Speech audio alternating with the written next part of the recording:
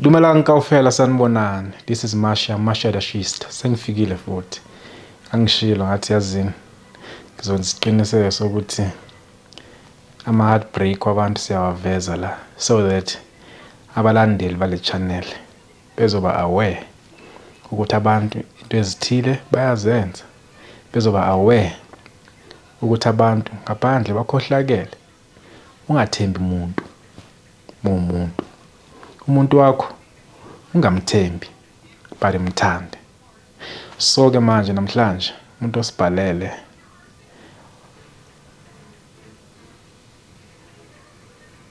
osibhalele uSifiso.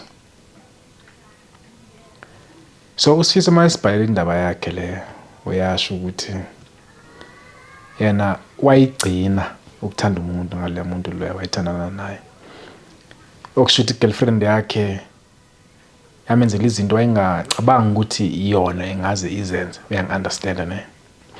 So make sibhalela kuSifiso sike sidive sibheke le story sithini. Uthi uSibusiso wayeseva euniversity eVarsity ngaleso sikhathi wayifunda ngaso, which is akazange aspecify ukuthi wayifunda nini, which is like into engenandaba leyo. Okay. uSifiso wayene-girlfriend, ngangine-girlfriend engiyithandayo kakhulu. Umama wengane yami. So sasithandana all the time masivalile esikolweni ngisemakhaya. Ngangiba nama-insecurities whereby ngangimfonela njalo ngifuna uqinisekisa ukuthi unobani wenzani ngesiphi isikhathi ngoba ngangamthembi. Enye into wayephuza utshwala. So akululanga ukuthi umuntu ophuza utshwala umthembe 100% mntanami. Okay. Kwathi ngelinye ilanga ngibuyele esikolweni. Sasicabene ngalo lasuku loliya and then ngenza sure ukuthi ngiyambona ukuthi uphelela kuphi because I knew ukuthi khona into azayenza engasile. Ngathi ngisahlele eroomini lami ngaphuma ngithi nje ngithatha iwalk.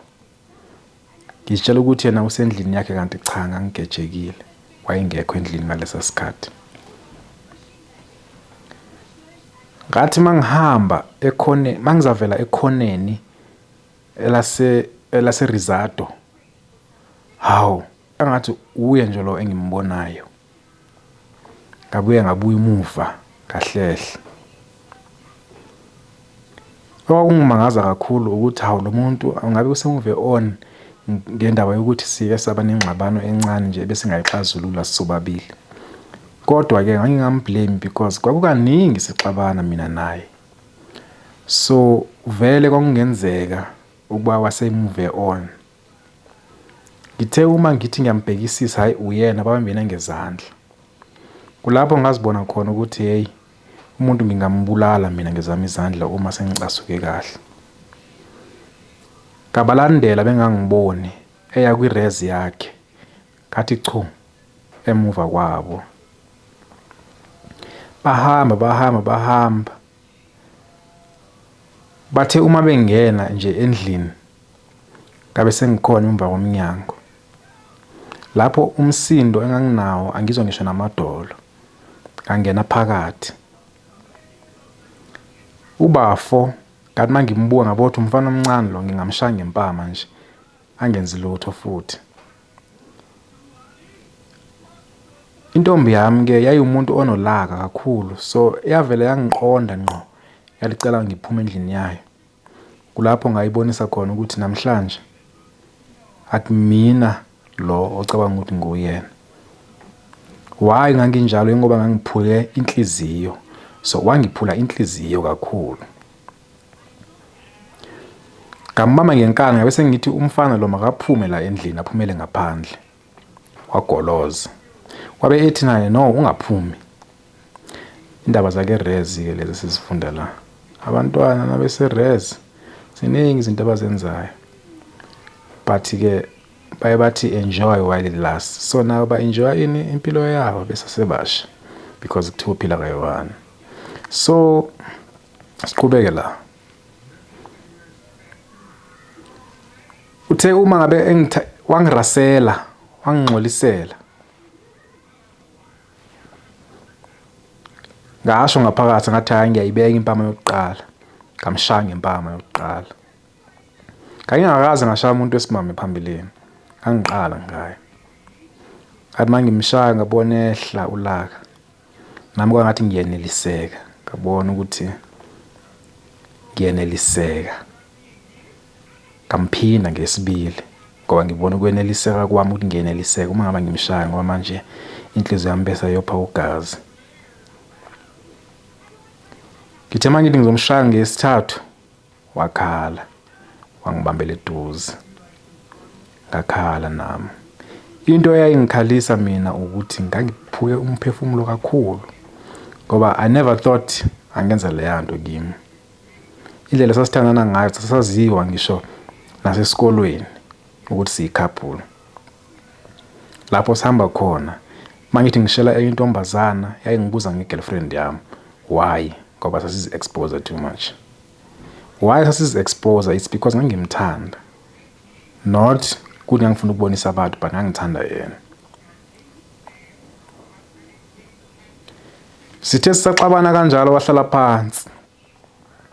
Angimazi ukuthi unenhliziyo embi kakhulu, angenza noma yini. So ngangihleli ngimbhenge ngelokhozi lihle. Ngithe nginganakanga ngisabheka ukuthi okay ukwatile uzikwatisile. Boom. Nangumuntu usevuka ekhabetheni udonsa umbese. Wabese sengicela ngiphume abize iboyfriend yakhe mina ngihambe. Kula ngabona khona ukuthi noma ngabe umuntu uyakuthanda kodwa ngenza noma yini uma ngabe umvalela injabulo yakhe. Kwayimina oxolisayo manje izinto ziyajika kwashintsha ukudla eplatini. Ngaguqa ngedolo nami ngathi ngicela ungixolele bengingaqondanga ukuzwe sebuhlungu. Inkinga iyodwa ukuthi ngiyakuthanda. Ngithe uma sengibona ngiguqe ngedolo mina wonke ngazikhuphula ngathi cha ngeke guqela intombazana ngedolo. Ngaphakama. Ngamshaya ngempama. Wathi uyavika ngamphinda ngenye ngoku ephethe umbese.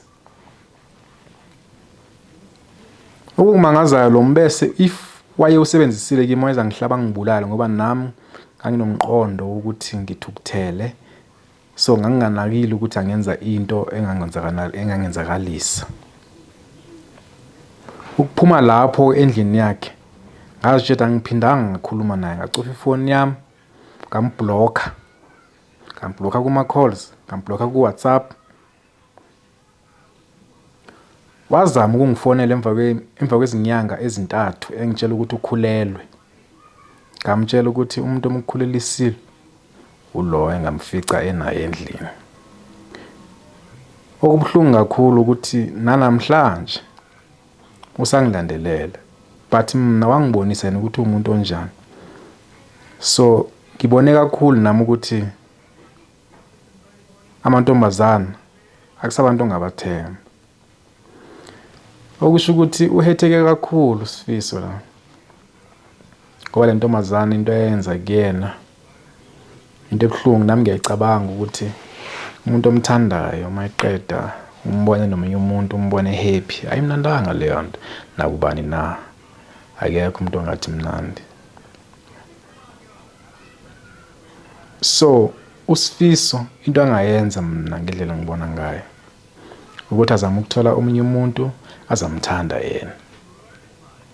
But ngendlela ebhale ngayo istory uyazwisa ukuthi into eyenzeka dalanyana. But ngendlela ngibona ngayo into eyamhlala kabuhlungu enhlizweni esiflagna namhlanje isamphethe kabi yabo. I understand. So that is why ngithi mina uma umuntu if uzifaka ku relationship yenza isiqiniseko sokuthi awumthembi lo muntu lo to the fullest. Mthembe but usebenzise umqondo wakho. Not inhliziyo. Inhliziyo iza kumislead because uzamthanda ujele ukuthi 100%. Mhla uba disappointed. Boom, phansi. Everything is doomed. Kanti mase kunjalo ubana senkingeni wena. So yenza isiqiniseko sokuthi umuntu othandana naye ucabanga wena kuqala uzithande wena kuqala before uzathanda omunye umuntu. Please ngicela ni-subscribe, ni-like and then ni-comment. Abantu bayasibhalela kakhulu, so the more i-grow i-channel, the more sonethela indaba eziningi kakhulu. Ngiyabonga.